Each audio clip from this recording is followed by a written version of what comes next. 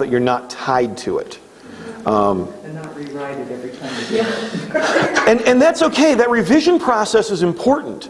Angie and I were talking about this before most people got here.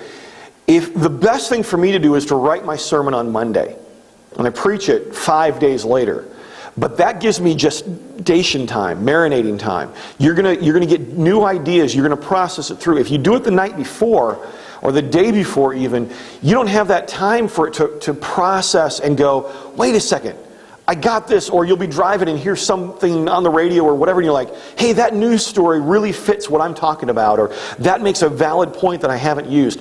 And you'll bring that into what you're doing. You've got time to process it. But if you're just sitting and you haven't started the process of putting your thoughts down on paper, you got none of that marinating. Your talk is stronger because you went through that. If you did this talk again next Wednesday, and you continue to go through that revision process, you might come back and add all that stuff back in.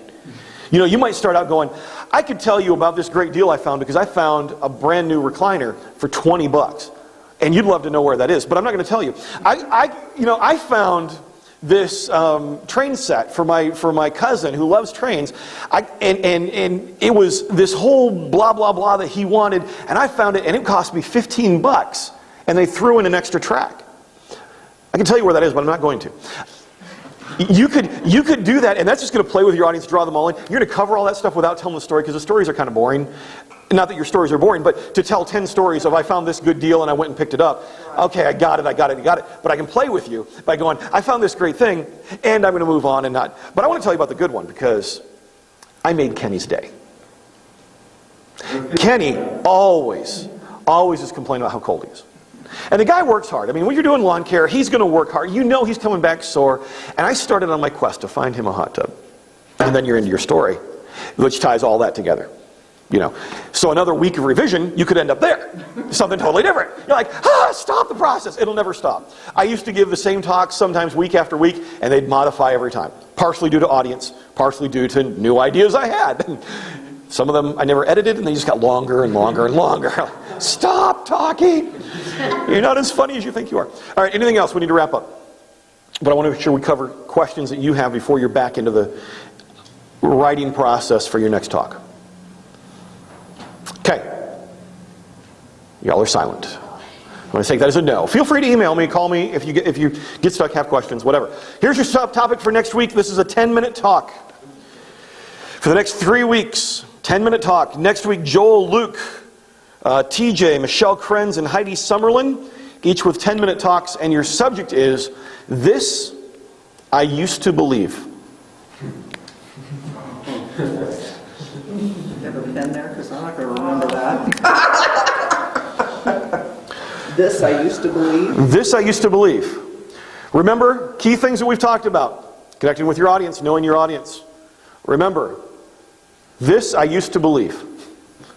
You don't have to use that. That's the theme. You don't have to actually say this I used to believe in your talk. Don't be that predictable, please. Okay? But that's the theme. So I can't talk about my Craigslist? You just got through saying a minute ago I could do that. Yeah, well, that's in addition to your 10. You can redo it if you want to do it again. Oh, okay. But no, you can't do Craigslist again. Thesis, action, bullet. Remember those 3 words. Who's the most important? Thesis, what you're saying in 1 sentence or less. Action, what do I want people to do? Bullet, how to use the bullet very effectively. Search for the next best thing. That was her bullet. Remember those 3 things. And vulnerability. That's what I want to encourage you on. Vulnerability. Let yourself be real. Exposed even. Talk about the action for a second. What do I want the audience to do? What's the point of me being up here? What do I want them to do? What's the objective that I have? When this is done, I want them to something, Okay. And be creative. Don't go with, think outside the box. For this one, for many of us, the logical thing was go shop at XYZ store. But for some, the theme that was given for this was the best place to go shopping. Tanya started to, and kind of developed it, could have gone even farther with really talking about stress. Find your way to unwind. She's going to use the store in the process, but that was a key thing that drew us in. Your action doesn't have to be the logical, what you initially think when you think of the subject. Okay? My expectation, there probably will be some talks that are going to be spiritual in nature. That's not a requirement. I hope we have some that are off the wall and weird and funny and strange about other strange parts of life. I used to believe in gravity, whatever. Let yourself think outside the box, be creative, have fun with it. Okay? I'm sure some people are going to go deep. Maybe it's going to be about marriage or life or whatever. That's fine. I used to believe that when you went to high school, you got a free girlfriend when you went through registration. I was deeply disappointed. I got gypped. I got robbed. It was very, very aggravating. The table's wide open, okay? So don't feel there's an expectation of I've got to do this. Have fun with the subject. Have fun with the topic. This I used to believe. So is thesis the point and action and then... Bullet is